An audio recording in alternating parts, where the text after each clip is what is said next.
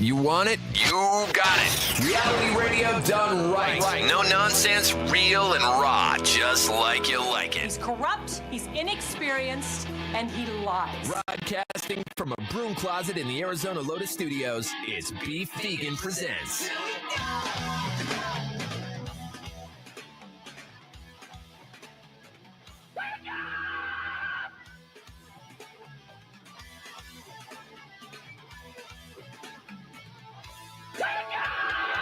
Yo, welcome back to the show. It's Beefstory Presents live on Rock 102.1 KFMA, streaming worldwide at KFMA.com on this beautiful Tuesday, April 29th. Good morning, Rico. Good morning. Good morning, Tucson. Thank you guys for tuning into the show. A lot of fun in store for today. Going to have Marian in a little bit. Tickets for Disturbed up for grabs in the 7 o'clock hour. So keep listening around 7 o'clock for your opportunity to win tickets to see them at the PHX Arena in May, just a couple weeks away. And, you know, lots of local news. One thing I didn't get to mention yesterday, as we were focusing on the good, because there was a lot of good things that happened over the weekend. There was one bad thing that happened over the weekend. Effectively, the end of your Tucson Roadrunners regular season, as they were eliminated from the playoffs, 2-1 on Saturday night. And so now we are officially in the off season. Yes. And I mean, it's a bummer because I wanted playoff games at home because it's obviously playoff games at home. It's very exciting. They do the whole whiteout and it's fun and maybe next year, but all eyes are on next year, as next year will be the 10th anniversary of the Tucson Roadrunners here in the Old Pueblo. Oh, wow. Yeah. Now they have 2 more seasons left contractually at the Tucson Arena. A lot of questions about the what's going to be the future of the Roadrunners, and as far as my understanding, and I talked to the very top, well, not the very, very top, but President Bob Hoffman about it. I was like, Bob, level with me, man. And I gave him the serious look. You know the look I give, right? And I was like, man to man, all right? Beef to Bob, let's talk. And he's like, yeah, what do you need to hear, Beef? And I was like, what's the deal with our affiliation next year? Are we going to have an NHL team, or are we going to be rogue and just blow? And he's like, we are not going to be rogue and just blow. We are going to be with the Utah Hockey Club for the foreseeable future, the next 2 seasons at the very least. And I'm like, okay, cool. Well, that's good news, because that means, all draft picks that Utah does, usually work through the system. A lot of players going back and forth to give us a fighting chance. A lot of our boys will return, and we continue to nurture our boys down here to make it to that next level and be in the big show. And we've been seeing a lot of success from a former Tucson Roadrunners in the NHL. And that's the biggest, reward of being a fan of this team, is seeing those kids grow. So the next 2 seasons, as we know it, as it stands, continue to be at the Tucson Arena, and will continue to be affiliated with the Utah Hockey Club. As for ownership in the future and stuff, there aren't any rumblings. It looks like it's going to be business as usual. But me, I speculate, I assume. I mean, our company just flipped a station to a classic country station. And, my intuition, I've been rewarded, or I've been complimented about my intuition many times. You've seen it over the years, right? Oh, many times. Yeah. So, it's almost freaky. Yeah, exactly. Like, my old co-host Monty used to call me Beefstradamus, because, I'd call it like Kobe, I'd call it before I make it. So our station flipped this country station, or flipped the Spanish station into a country station called Hank FM, which is classic. And I was in the office with Mac when we got the email the other week saying, big news, guys. We're going to be flipping the Spanish station, going to an English station. And, that's all I could tell you for now. Big hush, hush, big surprise, big reveal coming. And I'm sitting across from Mac, and I go, you guys are flipping the station, huh? And he looks at me, and he goes stone face. He goes, I know nothing. I was like, I know you know everything, man. It's like, you can't lie to me. You're a terrible liar, Mac. And I was like, okay. And I was like, well, if you're flipping from Spanish to English, you're probably going to implement a Hank FM, huh? And he goes, he's like, I know nothing. And I'm like, okay, cool. So I let it go. And the next day I bump into our GM, and I'm like, hey, funny story. I was in the office with Mac there. And, I just got the email, and I was I asked him about it, and he goes, "I know nothing." And it's so funny. And then I look at her and I go, "So we're getting to Hank?" And she goes stone face on me, and she goes, "I know nothing." And I'm like, "Oh, really? Oh, I'm sorry. All the people in charge know nothing about this. Oh, I'm sorry. Well, how about you?" It's not a need to know basis, Beef. Yeah, dude. It's like, this is what you get for trying to leave me out of the conversation. You want to leave me out of the conversation, that's fine. But you're not going to keep me from the information because I do enough investigation and I do enough research on the company that I work for that I could see their moves three moves in advance, dude. So we're just gonna pretend like you're the child that doesn't know anything in the corner. Like, I know things. Yeah. Like, what are you doing? I know. They're all doing the Spider-Man pointy meme at each other. Like, who told him? It does bring up childhood trauma because when I was 3 years old, 3 years old, I recall my mom dressed up as the Easter Bunny, right? And we were doing this big community event at a park here because my grandparents owned a restaurant diner. And so we're doing this for all the kids in the neighborhood, but I just want my mom. And, all these kids are hanging out with the Easter Bunny, but that's my mom. And I know it's my mom, but they're denying that it's my mom. But I recognize my mom's shoes. And this is crazy because I'm a toddler and I recall this like it was yesterday. And I'm pointing to the shoes. I can't communicate verbally, but I'm pointing to shoes. I'm crying. I'm like, that's my mom. Ma. I want my mom, right? And since then, I've hated the Easter Bunny. But the point is, this is another scenario of me knowing the reality and the truth and them just bold-faced denying it and flat out lying. Right, gaslighting you the whole time. Yeah. So my boss turned into the Easter Bunny. And but I'm like, guys, I know it's Hank, man. Are you Easter Bunnying me? They're like, what are you talking about? Right. Weirdo. Yeah, so don't Easter Bunny me. Back to my original point. Okay, so when it comes to intuition and hopes and wishful thinking and stuff, my intuition going into this offseason, and I've heard zero speculation about it whatsoever. And maybe this is just wishful thinking and being optimistic, but when it comes to the Tucson Roadrunners and their current ownership, which is the former ownership of the Phoenix Coyotes, who, obviously was in this business to have an NHL club and an AHL club. You have to have an AHL club with an NHL club, and an AHL club's like a loss leader. It's not necessarily a big money maker, especially when you're a billionaire and you're looking at the bottom line. So there is no real incentive to have a billionaire own a minor league team, right? Unless you're talking about tax write-offs. So I would assume that this summer, it would make sense and would not surprise me if the current ownership sold to Utah and then we officially became a part of that organization.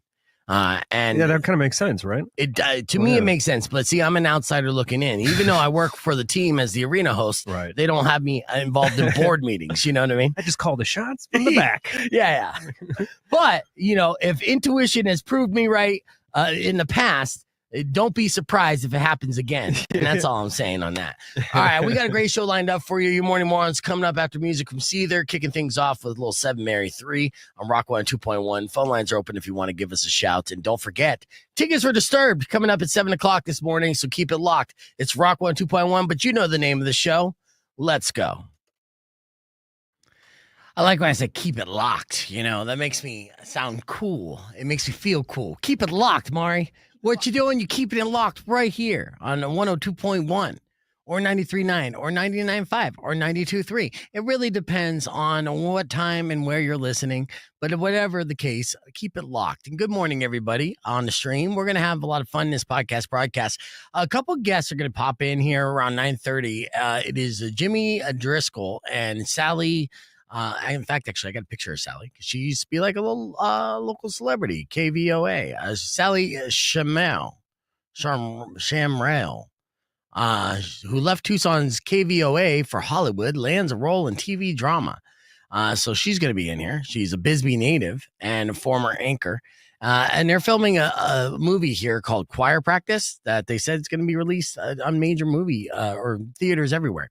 When it's done, but it might be casting opportunities for extras. And if Valdez was here, he'd immediately just start giving his card and saying, "Here's my work and my resume of all the places I've been background actor for." Have you ever wanted to be in a movie or television show? No. Have you ever been in anything like that or a music video? In California, long ago. I was on some game show. Okay, but you don't even recall the game show. I have like very limited memories. Okay. It was during your party days? No, this is Okay. like when I was a child. But it was like some sort of show. I don't know. I just remember I just have one memory of being in a crowd. That's all I can give you. Okay. All right. That's good enough. You know, you're made for TV, though. You look great on the stream. We're going to get on the air here, do some headlines. I'm just playing nothing more. Rock 102.1 KFMA. Welcome back to the podcast broadcast. Mario and I are hanging out here. In a little bit, we're going to have Jimmy Driscoll and Sally Shemrell in studio. They're talking about the movie that they're filming here in Tucson called Choir Practice. Choir Practice. And apparently it's a major movie. So we'll find out more about them here in a little bit. But first, there's so much news that happens in the world in just a 24-hour period. We don't have enough time to go down a rabbit hole on every story. Sometimes we give you just enough time for the headlines. That's what this is. All right. Thanks to a new study, scientists have pinpointed the age when bad habits like smoking, drinking, and not exercise start to trigger your health problem. Oh, okay. What is this age? You give me a guess. I'm going to say 27. No, you could still party hard at 27. I understand the 27 club is what you're thinking, right? Yeah. No. It's 36, actually. Oh, no. I'm 36.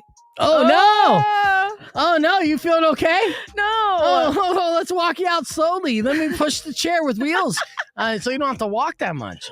But yeah, that's when it starts catching up with us. But if you Okay. started like kind of taking it easy before that, I think you might be okay.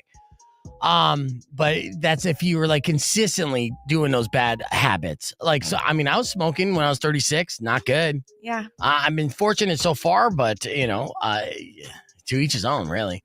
All right, let's see. There's a radio station in Australia that's facing heat after fans figured out they've been using an AI host for 6 months. Yes, so they didn't tell their audience that they were using an AI host, which is, blasphemous for many reasons. One, obviously eliminating a job from like a potential jock like myself. Two, just lying to the audience straight up, pretending like, Razor is an AI. You can go meet him. Mhm. Right. And people were angry that they weren't at least upfront about it. Now, I do know there was a radio station in Portland, that introduced a AI DJ named AI Ashley a couple years ago, which made the industry like up in arms. They were furious at this Ashley girl for providing her voice and likeness for this experiment. They were saying that it was going to eliminate her job and other jobs within the industry. And the good news is, after a couple of years of this experiment, AI Ashley failed. Right. Yeah, people did not want to listen to it, and it was not a real connection. So really the idea of radio going forward, or what makes radio like a strong entity, which a lot of naysayers say, it's dying, but not if you create a community and a culture that's evolved around the brand. And that's kind of like why we've been thriving, is we're hanging out here with our friends on the podcast broadcast. We created a culture and a community that we're proud to be a part of. And we were just trying to create a good time and a good distraction every morning. And that personal connection is what makes radio different than what AI can provide. Yeah, I can't do it. Yeah. And of course, that statement was 100% written by AI. Right. The FDA, I already talked about this, but I think it's worth mentioning again that the FDA is phasing out the use of artificial dyes by the end of the year. The dyes are used in a lot of colorful snacks like Flaming Hot Cheetos. Mountain Dew Baja Blast. Oh, well, that's the thing. So the color that you associate Flaming Hot Cheetos with, of course, is the color of spice, which is a bright red. They're not going to be able to use that. So Flaming Hot Cheetos will not have a color. Wait, like white? It might be white, might be clear, might be brown, might not look as appealing. The same thing is going to happen to Skittles, M&Ms, Takis, Pop-Tarts, all the stuff that all the junk that you like to eat, Lucky Charms, even NyQuil. So all the things that pop, Kool-Aid, Fruit Loops, those artificial dyes are going to be out. So our food is going to look a lot more bland. It's still going to taste the same, but will that affect the way that we enjoy it? Because a lot of it is perception, right? Well, hot Cheeto especially, because it's that really nice bright red. Mm-hmm. So to see it like maybe like a mild pink or something like that, like you can get like the natural Cheetos that are like they're white, nothing special. Right. They taste good. Yeah, but I like that red hot Cheeto. So they do have white Cheetos. Yeah. They're funny. Yeah, it seems gross to me. They're not bad. I don't know. I want to taste the red. That's the new slogan there for Cheetos. the bootleg. See, you won't be able to get them here, but we're close enough to Mexico that we'll definitely have like bootlegs and imports from Mexico. Be like, yeah, you want some, just like Mexican Coke, right? You want some of the Mexican Cheetos? We got the actual dye. FDA is not controlling us here. Speaking of Flamin' Hot Cheetos, I think I saw another story of like another Cheeto being sold for like $8,000. This one looks like Michael Jordan. So, people like to collect Cheetos that look like things. So an $8,000 Cheeto was sold because it looked like Michael Jordan. And did it? I didn't look at the picture. I don't care if Or like it with does. a basketball in his hand, like from like. I think, the Air Jordan logo for Right. sure. Yeah. Would you eat that if you came across one of those in your Cheeto bag? I or wouldn't would you save recognize it, so I'd definitely eat it. Yeah. See, you'd be eating $8,000. So guess so. be careful. Look at every single Every Cheeto in detail because it's a big business somehow. somewhere. Wow, I had no know. idea. Yeah. A woman in China claims that she got oral herpes from holding a karaoke mic too close to her mouth. Yeah, Yeah. checks out. Well, her husband didn't believe her. All right. Let's see. A woodpecker in Massachusetts has damaged more than 20 vehicles and it keeps breaking windows and mirrors. Experts say they tend to be more aggressive during mating season and it's probably attacking its own reflection and basically trying to C-block himself. Mhm. Yeah. Which sucks, but all right. A doctor in Scotland secretly recorded coworkers naked. He claimed in court that he only did it because he has small junk and he wanted to compare it to other guys to see what they were packing. Wow, that's a weird argument. Yeah, the small junk defense. Mm-hmm. Yeah, it works every time. Does He was it? let off on all charges because the judge is saying, I too have a small junk. That's not true. He's Irish. And then finally, a study by an adult webcam site looked at the top states where people are trying to cheat on their significant other. Huh. Yeah. Do you know which ones they are? No. Top 3 states, Colorado, North Dakota, and New Hampshire. New Hampshire. Colorado's number 1? Yeah, man. Cold. No, not old. I mean, there's a lot of Cold. people. Oh, it's cold. Yeah. Yeah. So you got to warm up with people. Yeah, naked. That's the excuse. That and small junk. You take those both to court, you'll be fine. Yeah. All right. Well, there you go. That's just the headlines. We're going to keep the conversation moving on the podcast broadcast. We got music on the way from POD and Sublime, and in studio next, I got a couple filmmakers filming a big movie here in Tucson. We'll talk all about it on the podcast broadcast. You can join us youtube.com/beefvegan or keep it right here on Rock 102.1. All right. There's a couple more punchlines in there that I forgot, but you waving to? Who you waving to? Oh, just all the streamers. Hello, Mari. Hello. Hello. Hello, Linz. And Nessa and Wasted Cheese. Let's see what she said here. Yeah, you got to start a Cheeto Jesus business for sure. That's what Todd said. But Lindsay said, people eat junk now. What they are doing, so changing the diet is kind of relevant. It's still going to be the same crap they're going into the body for sure. But they continue to come up with different studies and BS or whatever about our health. In fact, the latest scare that I saw, which is terrifying, is that there's something that they inject in our chicken because our chicken, our poultry and produce or our meats are the worst by far compared to the rest of the world as far as, artificial ingredients and preservatives. But they link chicken to a rise in colon cancer cases. Yeah, aggressive colon cancer. And that might be one of the reasons why colon cancer continues to grow in this nation. I think there's a lot of reasons, and I think a lot of it is what we ingest on a regular basis, a lot of preservatives and fried shit, and it sucks. But on a more positive note, let's make fun of a stupid criminal. Earlier today, we had a morning moron. In case you missed it, went a little something like this. Check it out. Rock 102.1 KFMA. It's now 6:17 and time for your morning. Oh, man. Timing is everything sometimes. And, sometimes people get locked up and they can't wait to get out. But some people are a little impatient. They don't see the big picture, and it's unfortunate. And today's morning moron is somebody who was in this exact scenario. He was in jail, right? Wanted to escape from jail. And so he did. Now, escaping from jail in pretty much any scenario is going to make you a morning moron. But to add a cherry on top of this stupid Sunday, the person who escaped from jail was set to be released from jail 2 days later. Oh, jeez. Yeah. 2 days too long, bro. 2 days too long. I mean, I get it. Now, here's the deal. This is, and it's relatable to me, to be honest with you, unfortunately. His name was Lucas Brown. He was caught escaping from a jail in Colorado last Thursday night, and he was only on the loose for 35 minutes, okay? But he was supposed to be released 2 days later, and that's not happening now. It's jail, so these are like short-term sentences. So Lucas was serving a 90-day sentence. He was so close. He was so close. A 90-day sentence. 90 days. Less than 3 months, technically, because some months have 31 days, right?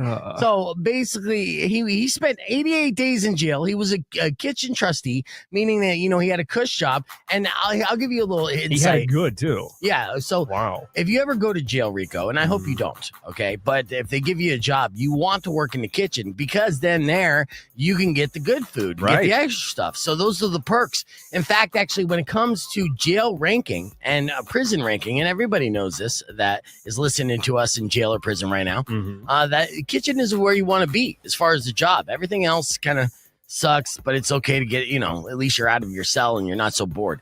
But kitchen trustee was like the highest honor. And you got, you know, Uncrustables and all the little snacks that you could deal with that help you kind of let the time go by faster. You got leverage, man. You can barter anything you want. You can. Yeah. But in this situation, again, it was only a 90-day sentence. He was soft. He couldn't do the whole 90 days. He was working as a kitchen trustee and was cleaning up for the night. And that's when he went to take out the trash and saw his opening and just ran off. Well, he didn't think it out. And like I said, 35 minutes later, he was caught. Now he's back in jail facing felony charges, and he turned a 90-day sentence probably into a couple years because he wanted to get out 48 hours early. Damn. Yes. I mean, there is no clear definition of morning moron than Lucas Brown. Part of me gets it, though. In a weird way, it's kind of like you want to be the guy that said, I escaped.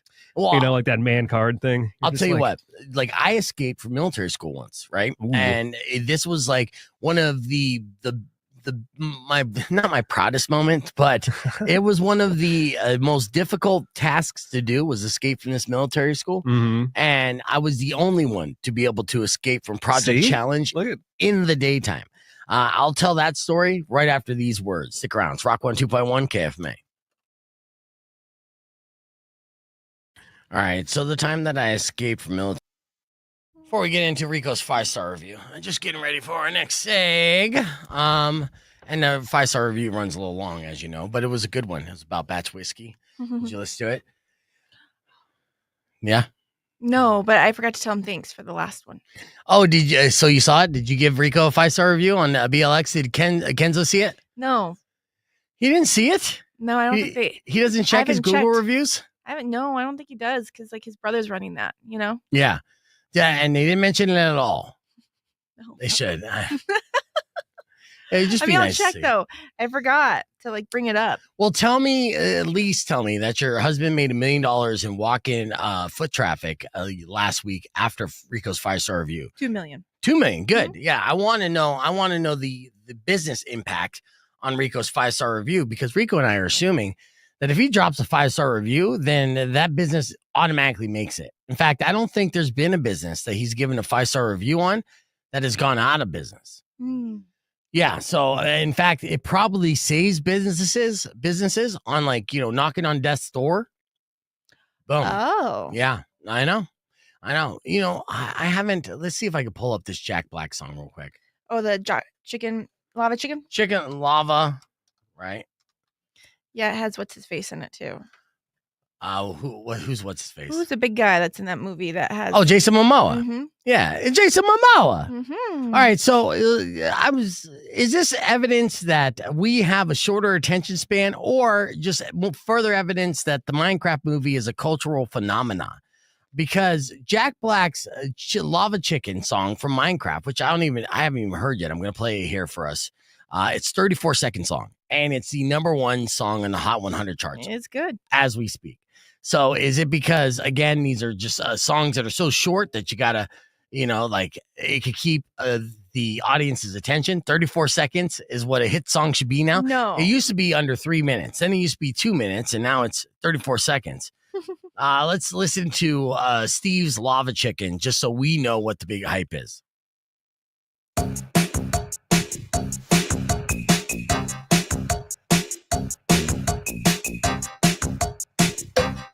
Lava chicken. Steve's lava chicken, yeah, it's tasty as hell. Ooh, mamacita, now you're ringing the bell. Crispy and juicy, now you're having a snack. Ooh, super spicy, it's the lava attack. Okay.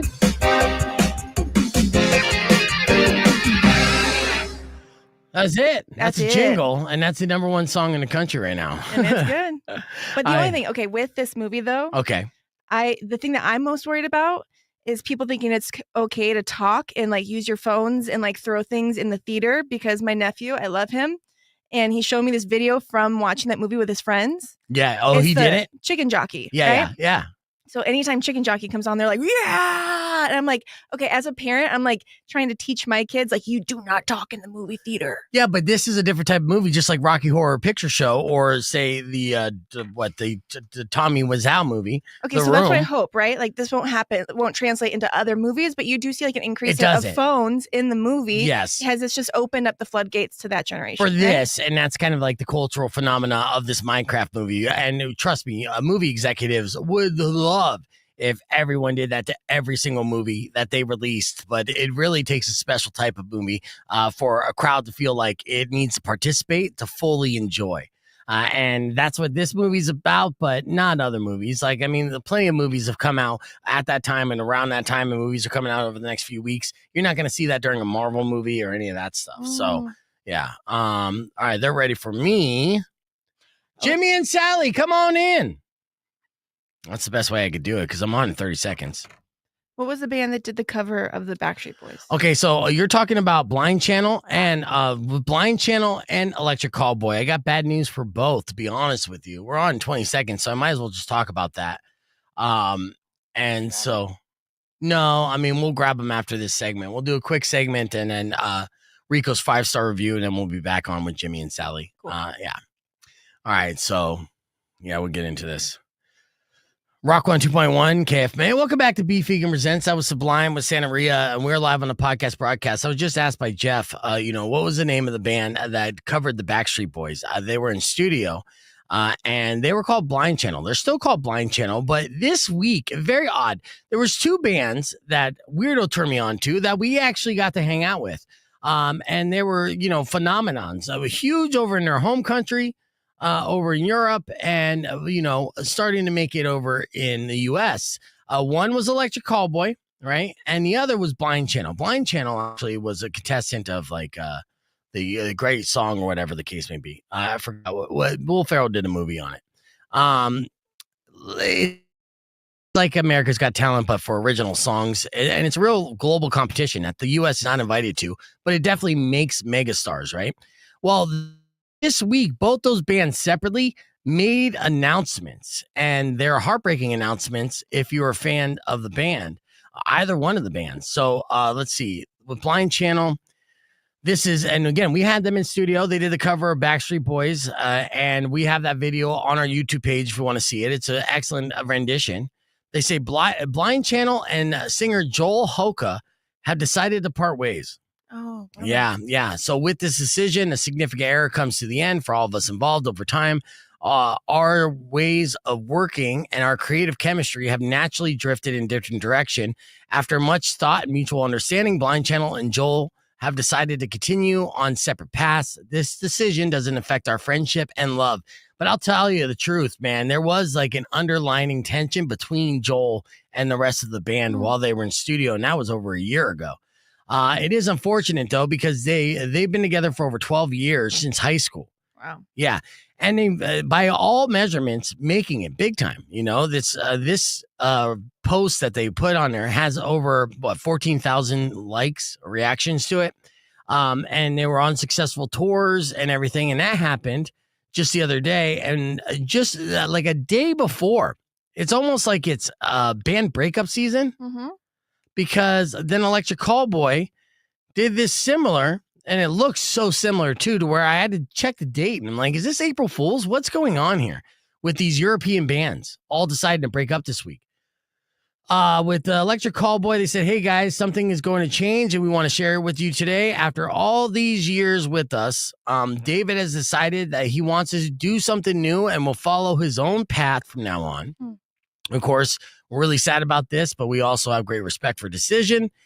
We can look back on 13 years with David as our drummer, and no one can take away the wonderful memories of our journey together. Now, the good news, I guess, with Electric Callboy, not to take away from drummers and the importance of drummers in a band, but, you know, if you have an equally talented drummer, it's a plug and play kind of situation. Yeah, it's not the lead singer. Like Pierce Savale replaced their drummer. Yeah, when it comes to Blind Channel, it is literally one of their 2 lead singers. Yes, that's right. It's going to affect the chemistry. Blind Channel, you know, also very similar to like Linkin Park, but a little more metalcore and very influenced by Linkin Park as well. So it is sad to see both these, you know, bands who are from similar regions have similar announcements this week. And now I'm like, well, things happen in threes. What's a UK band that you're a big fan of? Because they might be doomed.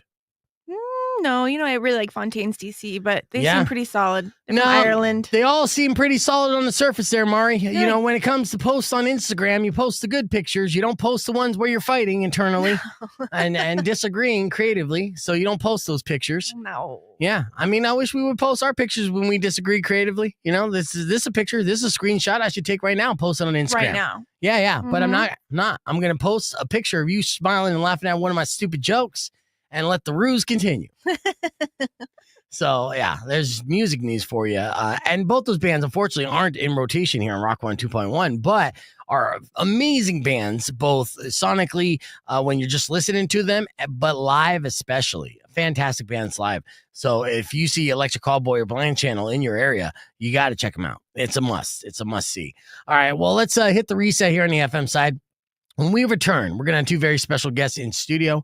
One man is named Jimmy Driscoll, and Sally Shamrell. They're going to be live in studio talking about their movie Choir Practice as they're walking in right now. So you can join us on the podcast broadcast stream. We're going to talk about how this movie's being filmed in Tucson and maybe how you can be involved or support it. So join us on the podcast broadcast or just keep it right here in Rock 102.1 KFMA. Come on in. You didn't hear me yelling for you guys? No, that's all right. We were probably somewhere else. Yeah. We were probably somewhere. No, you're good. Yeah. Yes. No, we still have time. We're flexible and squeezing you in as we get them all situated. As promised earlier this morning, Rico did a 5-star review on Batch. In case you missed it, went a little something like this. When I was 17, it was a project challenge. Mari. Where I was admitted to, and that's pretty much a military school for troubled youth, right? How old were you? I was like 17. Oh, wow. Yeah, and so while I was there, you know, it was the summertime, and it was torturous, dude. We were doing push-ups on the asphalt, and I was getting blisters on my hand, and the whole nine. It just sucked, and so I had enough, and I was like, you know, I'm gonna get out of here. So they touted themselves as being one of those places where it's almost impossible to escape from, like prison. Right. So we were doing cleanup duty in the afternoon, just picking up trash around the building. And my CO was sitting underneath the shade. And that's when I saw my opportunity to make my escape. So I went around the corner. And as soon as I was out of eyesight, I made a mad dash towards the fence. Now, the fence was all covered in barbed wire. Yeah, right? I was going to say. Yeah, all the way around, except I found a gap where one of the gates would open, where there's like an 8-inch little gap between where there wasn't any barbed wire. So once I got to that fence, I then dropped all my garb, right? My military belt and everything. I kept 1 canteen of water for survival. Took off my hat, my name tags, and everything else. Scaled that fence, blistering my hand all the way up. It's middle of July. It's as hot as it can be, and this metal fence pipe is about 150 degrees at least, right? So that's part of the deterrent they rely on. They're like, nobody's going to climb this. Exactly. Yeah. So I climbed that fence. I successfully climbed the fence. Now this is out in East Mesa before they built it up. So there's a bunch of different fields and farmland. So what I did was I ended up crawling underneath one of those canals, right? And I basically Andy Dufresne my way to the apartment complex that was about a mile to the east of Project Challenge, right? Jeez. So I'm underground walking through this tunnel in shade, and there's a whole bunch of like, you can't really see what's going on, but I'm just going. Go straight. And yeah, I go straight. I pop up on the other end, and now there's an apartment complex. So this was before cell phones and everything, and obviously I didn't have one. So I go to the apartment complex. I make a collect call to my buddy Pedro. I tell him I made the escape. I needed someone to pick me up. So as a good friend, he started to say he's on his way, but he's in the West Valley, and I'm in the Far East. He believed me. Okay. But it was going to take like an hour for Pedro to be able to get to my location because he was far on the other side of town. Damn. Then what I did was I jumped the fence for where the pool was, and I stripped down to my underwear, and I jumped in the swimming pool, A, to cool off, and B, to blend in. That's when police showed up at the apartment complex looking for me. So the police officers stop, they get out of their vehicle, they come up to the gate where the pool is, and they asked me if I seen myself, giving me a description of myself. And I'm like, as cool as can be, go, no, I haven't seen anyone like this, and I've been swimming here for a while now. And you're just doing like the swim in place moves, like spitting water out. Like, yeah, hey, little backstroke. Yeah, just chilling. Nonchalant, super calm, Smooth. cool. Like, what are you guys doing here? I'm curious too. I have no idea. There's crime around here? Yeah. And then they're just like, okay. Well, do you live here? And then I point to a door that I could see in my sight. And I'm like, yeah, I live right there in 2B. And they're like, oh, all right. Well, you have a good day. And then they drove off. And about 5 minutes later, Pedro rolled up and was able to get me out of Project You went Challenge. full kitchen if you can. Damn. Damn. And that was the time I escaped from military school. Damn, dude. Rock 102.1 KFMA. Welcome back to Beef Vegan Presents. As you should know by now, my good friend Rico likes Former to go out criminal, to various revised. establishments throughout the Old All Pueblo. right, we're And when back he has here a pleasurable on- experience, he How do I pronounce your immediately last rushes to name? Google to Shamrock. leave a That's what I was 5-star wrong. review. And you did that again this Shamrock. week, right, Rico? Shamrock. Of course And Jimmy I did. Driscoll. Where did Jimmy you Driscoll. review? Batch Jimmy, whiskey. you I love are Batch. tell me all producer about your experience. and actor as So well. the other day I was No, burnt I'm out not from the an actor. I'm just an monotonous old retired routine policeman. and drudgery of Okay. modern life. Okay. And it's in those fine then moments Sally, between the soul you were shadows of former anchor destitution here. that one APOA, finds solace yes. in the strangest of 8 delights. years. Nice. It could be a And then hummingbird outside a you window, moved a to LA, kind passing aspired to smile act, from a and then stranger, brought you back or to seeing your Tucson ex for a doing role, horribly on ironically? social media. It's the best. For me, I was doom scrolling on TikTok, wondering why I'm still going I just through had the a house. humiliation ritual of showing up to a job when all hear these what? youths are The video making is so 6 figures. Oh, my bad. All right, now we're good. Okay, thank you. So, all right, with that, okay. So what we're saying, and I love how Todd points this out, by the way. So we're streaming live on YouTube. Okay. And Todd's my buddy. And so he doesn't hesitate or sugarcoat. No. He just writes, Just can't hear direct right shit. to it. 5 exclamation points. Okay, got it. Can you hear us 1-star now? review. Yeah. 1-star review. Right. Yeah. All right. So to recap, okay, so Jimmy and Sally are in studio. The movie is Choir Practice, right? And we're going to talk about that on the air. This is a movie that you're currently shooting here in Tucson. Is that correct? We are. It's a 15-day shoot. We've shot 13 days in a row. Oh, wow. And then we have 2 more next week, and that'll do her. Okay, nice. So a nice quick shoot. And those are long days here too. What part of town are you shooting in? We've shot up in Marana at a farm in Marana. Okay. We've shot at a ranch up in Catalina. And then on Miracle Mile at a hotel. The Oh. glorious Miracle Mile. Yeah. The glorious Riviera Motor Lodge. At first, Oh. everything was screaming romantic comedy, and then it got real seedy with Miracle Mile. But Yeah. then we go the polar opposite, and we're at St. Philip's in the Hills Church. Okay. Oh, okay. So Reverend the Campbell? beautiful church with the backdrop of the Catalinas behind Yeah. it. Yeah, it's beautiful. That is good. Now, I mean, we're obviously a town that, for years, locals want to, have and invite more industry in town. And we were close to having some pretty big projects here that we're starting to film here, like J.J. Abrams' Duster, right? Yeah. And then they had to pull out because Tucson wouldn't play ball, wouldn't give the tax incentives that it seems like everywhere else in the country is willing to do. And that's not Tucson, that's the state. Okay. And now we do have tax incentives, but they're 15%. I guess you got to start somewhere. Yeah. Compared to New Mexico's 30%. So even producers in LA, when we were getting started, tried to push me to move this project to New Mexico. And I Right. really had to dig my heels in. No, even the people who were investing all of our money, equity investors in Tucson, Mhm. they're not going to invest in a movie for us to go shoot it in New Mexico. Right. So we dug our heels in and we kept it here.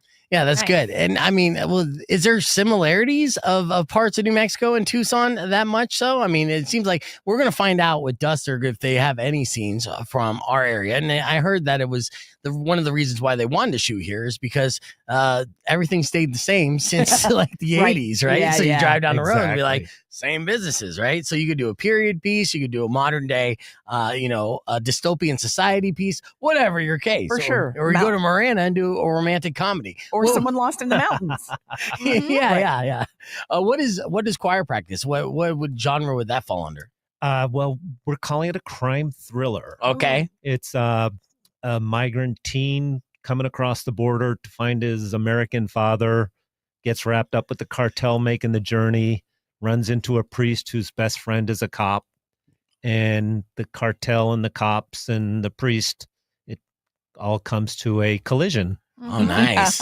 But choir practice, Beef, I don't know if you know, is what law enforcement call their after work drinks. Oh, Really? no. Yeah. Yeah. It started in the 70s. Joseph Wamba wrote a book called Choir Boys, Mhm. and it became a movie.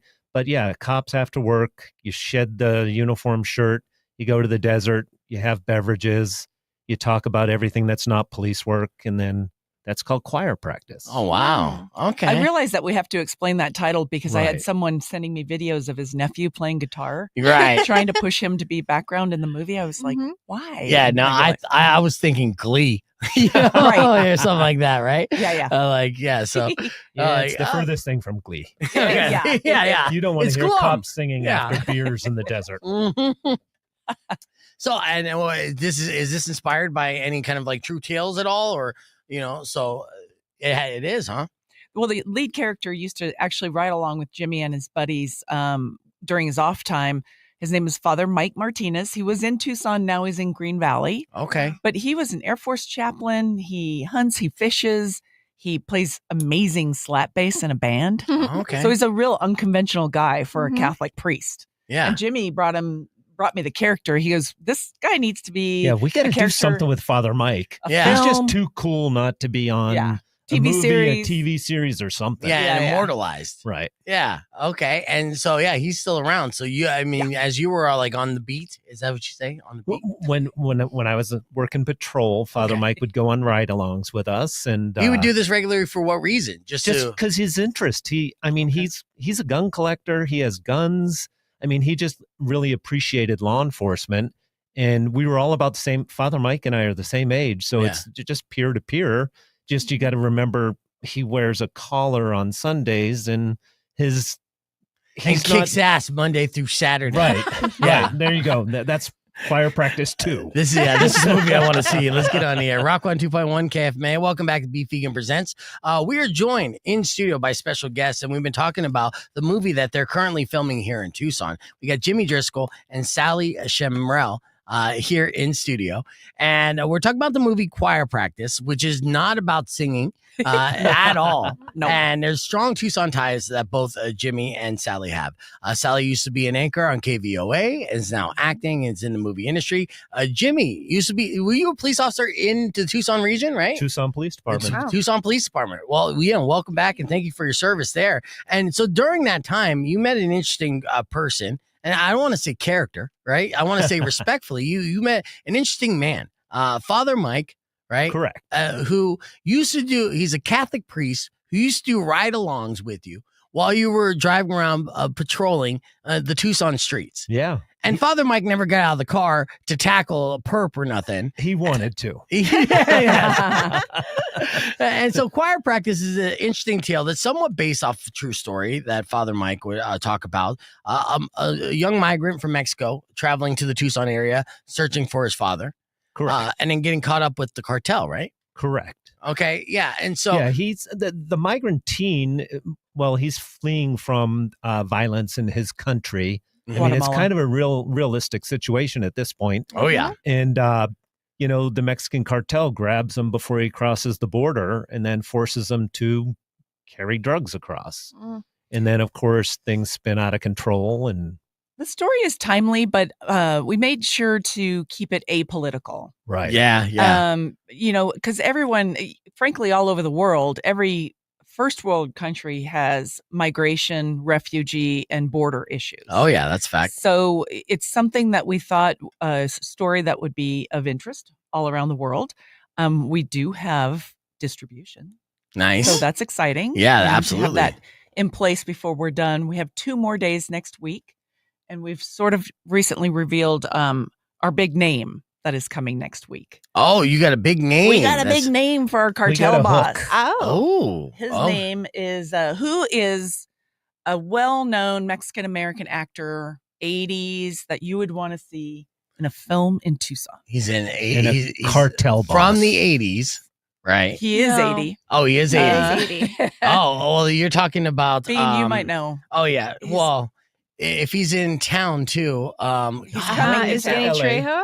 Danny Yes. Trejo. Yes. Yes, it Yes. is. Ding, ding, ding, I ding, forget ding, Danny- his What's age. Good. Yes.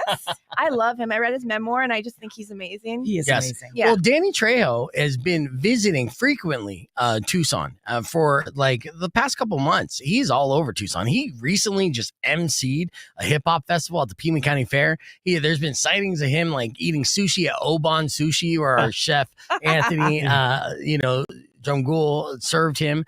He was super nice. So I feel like Danny almost wants to retire here in Tucson or has family in Tucson. So you probably had him immediately with the story. And then it was a no-brainer when it's like, Tucson? Yeah, that's right down the street. Yeah. I could drive there. Yeah, Danny has a place there. Him as a Mexican cartel, obviously, is great casting. And Danny will bring a lot of realism to it. And even in 80 years old, he's an intimidating figure. Oh, for sure. Yeah, so that's excellent. And distribution ahead of time, because sometimes you see, independently produced films. They shoot the film, then they have to shop the film, and then Right. attempt to, sell it, and they're streaming things. So, Yeah. the goal with Choir Practice is immediate theater release kind of thing, or is We are going to do a limited theatrical release okay? and then go to streaming. So we're Yeah. in talks with the distributor about how to do that. We will have a Tucson premiere. Yeah. Oh, nice. I Where know. at the Fox Theater? Or?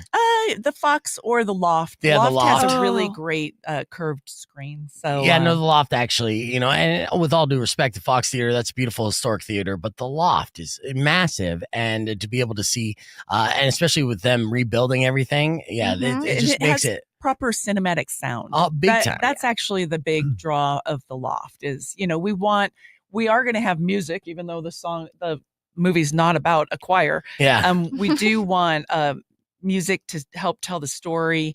And so we just want everyone to be, really in that surround sound that's all cinematic and just really experience it.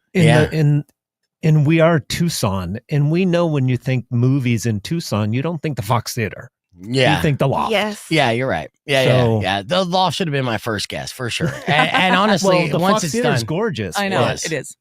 yeah, no, but when you're going to go red carpet, and especially once they're done with their whole remodel and the build out that they're doing, it's going to be Mhm. like an epicenter. And I hope that it just invites a lot of more movies to host extravagant red carpet premieres there, because it's just a fantastic place. And it screams Tucson. And in fact, Right. that this movie, so 15 days of shooting in Tucson, which I assume is like 3 weeks, a Monday to Friday kind of gig, Yep. right?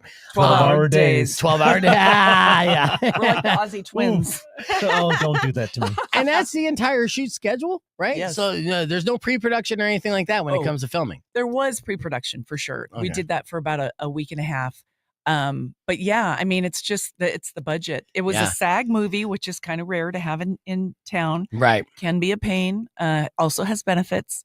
Moderate low budget, which is so funny because that it's nowhere near any one of our low budgets Yeah. in our minds. Yeah, yeah. But again, it's mostly Tucson cast, mostly Tucson crew. We worked with Monsoon Production Services, which is a huge production house. It's bigger than any other production house in Arizona. Yeah. Wow. Located here, they have all kinds of the cool toys. toys. Nice. All the toys. What are the side by sides that have the side-by-sides. cameras locked on the front so that you can drive. And so we're out do in all the this cool desert with the stuff. side by side next to the cartel vehicles Yeah. with the camera hanging off, filming it. Yes, nice. Drone up in the air. They had all the toys. Oh, that's awesome. Yeah. Yeah. Wait, are you also shooting in town when you're like in Marana and stuff? So where there's a bunch of like, citizens just kind of like around and kind of being like looky-loos. Because it's not every day we see like a film being shot in Tucson. It's funny because we shot a diner scene at Gus Ballin's. I think we all call it Gus Ballones, but the owner calls it Gus Ballin's on 22nd Street. And we shot while they were open. And, their background, we had our background were their diners. And we just had everybody sign a release. And some stayed for the whole thing and some, took off after their coffee. And like I just want to eat. So, exactly. They're so Does that film mess friendly. with like a continuity, right? Or if like if someone comes in and out and is very quick and it can. We shot in a way that it, luckily we're surrounded by professionals. Yeah. So we shot in a way that it won't really hurt us.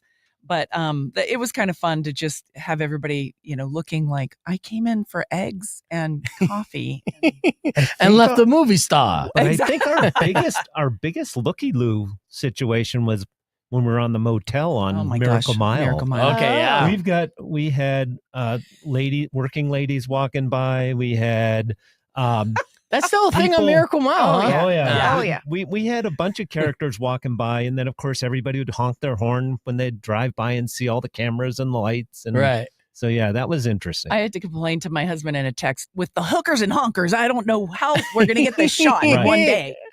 I love that alliteration. Yeah, hookers and honkers. They're in the background, and we're like, as long as they don't look at the camera, we're good. We're good. Exactly. Because then you have to get them to sign a waiver if they do. Yeah. Nice. Yeah. That's it's got to be amazing. A nice little challenge to be able to shoot a film here in Tucson. What do you think? Needs to be done so we can get more film projects here in Arizona? Well, this was one reason we wanted to really push this project to stay here, to show that Tucson is more than a backdrop for Westerns. Yeah. Right. We have the church, we have cactus, we have this, that, and the incentives. So the incentives do go up. Like if you do all of your production, then you get 2.5 more points. So you can feasibly get 20% back, but New Mexico is so set up with those tax incentives that you can actually borrow off of them. Yeah, wow. I know from banks. And Arizona's not quite there yet, but if we are able to showcase how diverse our city is for filmmakers, then maybe more people will see, and then the incentives will stay and get better. Right. So that's really what our big hope is. And I think a lot of the local actors just get immediately typecast as a Western film person. Mm-hmm. Right. Yeah. I mean, no matter if they're white, Hispanic, African American, Native. Oh, you're a Western actor. Right. Yeah. Yeah. Even I feel that the people in town that consider themselves cowboys aren't real cowboys, right? So they're not Western at all. Although it's funny, we just went to a screening of another film that shot here, Long Shadows, and you realize some of their background they did come from ranches. Oh, yeah. Okay. We do have a lot of ranchers around. You know? Well, I would never call a cowboy not a real cowboy to their face, just to be safe. But choir practice as 2 more days of shooting next week. And what is the goal for the limited theatrical release and a potential red carpet debut? Well, I think that we'll go into the edit booth, shortly after next week, and hopefully have the whole thing complete by the end of the year. Yeah. And so the distributor says limited theatrical release, which I think usually means large cities. But yes. I also know the Harkins theaters are based in Phoenix. Oh, Yeah. And they just have theaters in the Phoenix area, Tucson, and Colorado. So maybe she'll let us, it's sort of up to her. She's got the sales and marketing cap on. Yes. But we will ask for as much as we can to make sure that Arizonans are able to see it before it goes to streaming. Yeah. Not that they can't see it on streaming, but I love the theater experience. I I still know. love going and smelling popcorn and Same. And especially when it's in your backyard. I Yeah. know. Oh, yeah. Exactly. It's And like you can if go, I've driven past that motel, or Yes. I go to St. Philip's Church. Yeah, I'm a client of that prostitute. Right. Yeah. She ripped me off of $20 last time. Yeah. Where can people follow Choir Practice the movie? Do you have any social media set up or a website so that way they can't forget when the announcements are made for any release? We do have a website, choirpracticemovie.com, but probably following would be better to go to our Instagram, which is, I think, just Choir Practice, and Facebook, Choir Practice Movie. And guess what? We're still on Twitter. Nice. I refuse to call it X. Exactly. It's Twitter. We're on Twitter because it's been there forever. And, absolutely. You know, there's a lot of filmmakers and writers that are still in that community. Mm-hmm. So I don't want to abandon it. Yeah. No, I get it. Yeah. So make sure you follow them on social media, and there you could keep an eye on the movie and when it's going to be released. And Sally and Jimmy, I appreciate you coming on the show. Thank you. We're going to hit the reset and continue the conversation on the podcast broadcast. Be back with your beef tip right after these words. Rock 102.1 KFMA. Yeah, do you do like daily posts or, weekly posts of some behind the scenes stuff? Sally's great at doing posts. She is the social media expert. Yeah. Oh my gosh. It's funny because I just, from writing, from news, I just social media is something that I do in my off time. Yeah. We have some restaurants and stuff. So it's easy for me to just, this image requires this, kind of comment or whatever. But yeah, there's so many good behind the scene pictures that you should be posting them, yeah. I mean, we don't want to give away too much, right? For the movie, but there's a lot to be seen behind the scenes. Yeah. The big caveat on the set was no social media posts unless it goes through Sally. Okay.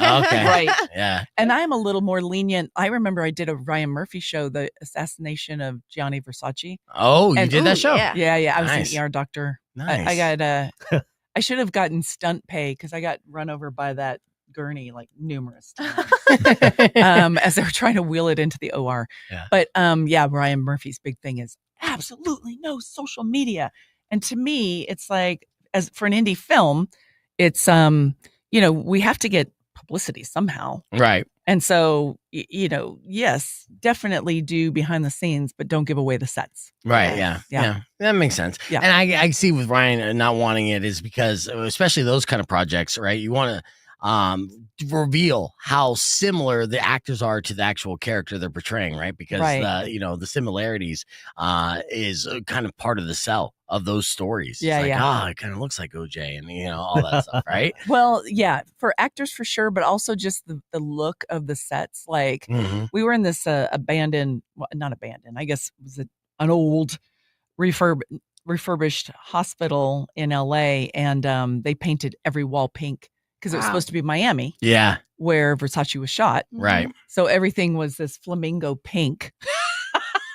So, even just not to give away set details, whatever. And we also had some gorgeous sets. We had some shot beautiful at a sets. beautiful barn in Catalina where the cops hold their choir practice. I mean, such a unique structure, and it inadvertently did get posted. And I was like, but the way we had it lit up, it looked fantastic. Yeah. Right. And I think, with this everything on demand type of world that we live in and content, I think it might add to the movie, make the movie experience and take away from it. Yeah. I get the grand reveal, but especially when, you're kind of growing things, you want to kind of build the anticipation and you want to see it come to life. Yeah. As like a little bit behind the scenes. All right, we're getting back on short commercial day here. Rock 102.1 KFMA. We're almost out of time here on the show, but we're continuing to talk with Jimmy and Sally about the social media page, Choir Practice Movie. And that's what it is on Instagram and wherever you follow your social media.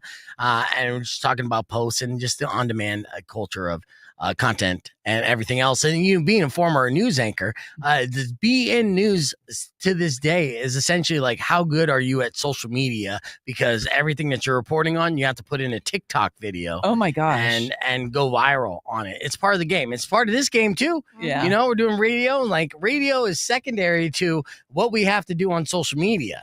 And it's in a podcast. What is that Yeah. happening? yeah, got a podcast during a broadcast, that generates reels for the TikTok and the Instagram, and it's all part of the game. But it's also fun on that, and I'm sure you guys are having a blast on this. And congratulations for bringing it back home too. Yes, I have thank to you. say, thank you. I have to say it was the hardest thing I've ever done in my life, fundraising.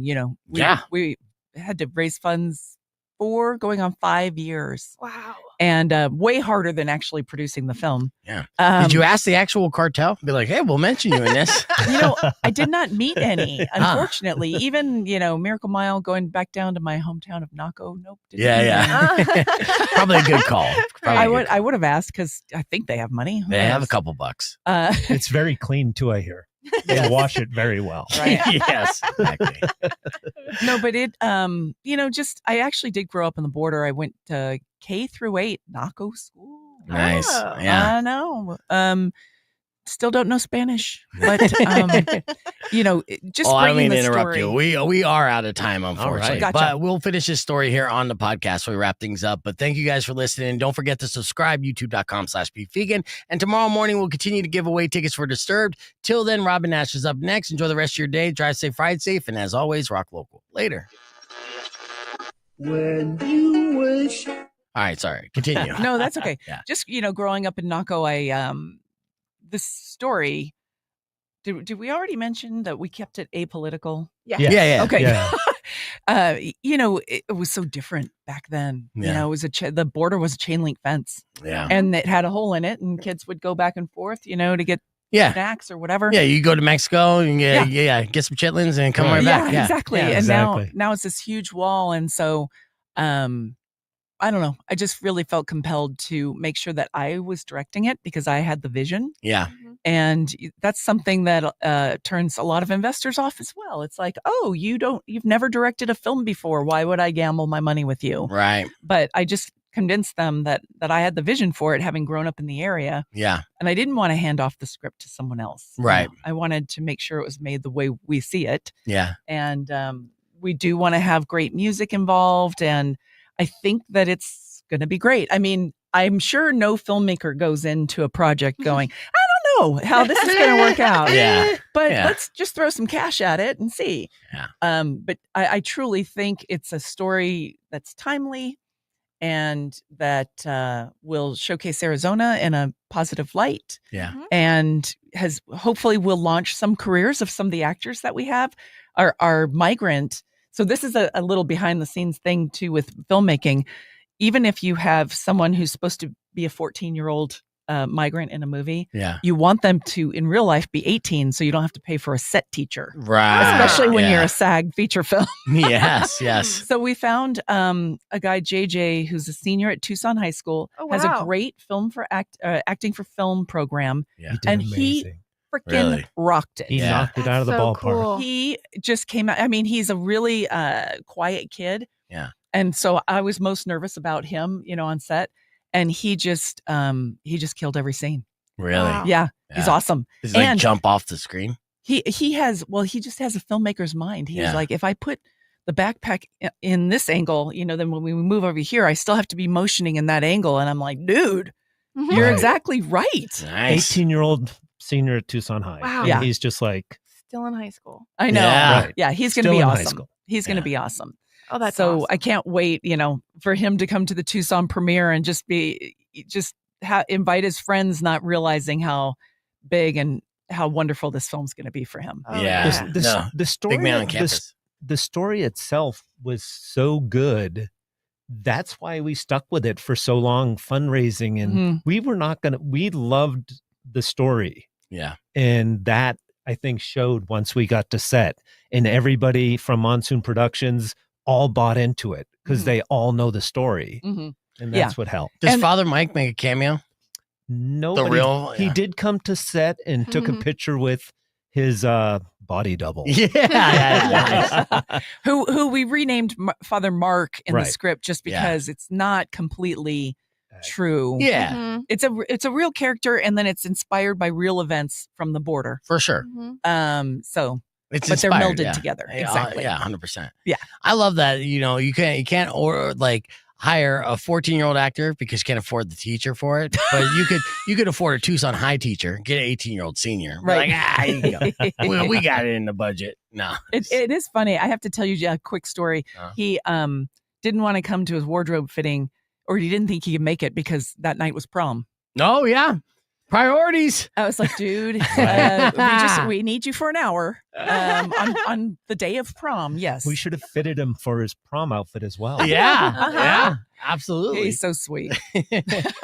Well, best of luck in the release. I can't wait to see this film. I can't wait. Yeah, definitely gonna follow it on Instagram too. And if you do a red carpet debut or premiere here at the Loft, love to be there too. So yeah, Absolutely. it's fantastic. Yeah. Yeah, well, media credentials. I have this knack for like trying to bring media together. It's just in my blood. Yes, exactly. Yeah. So Yeah, well, it's excellent. So, yeah, you make sure you guys are following them on social media as well. Thank you guys for watching the podcast. We'll be back tomorrow morning, and I'll see you later.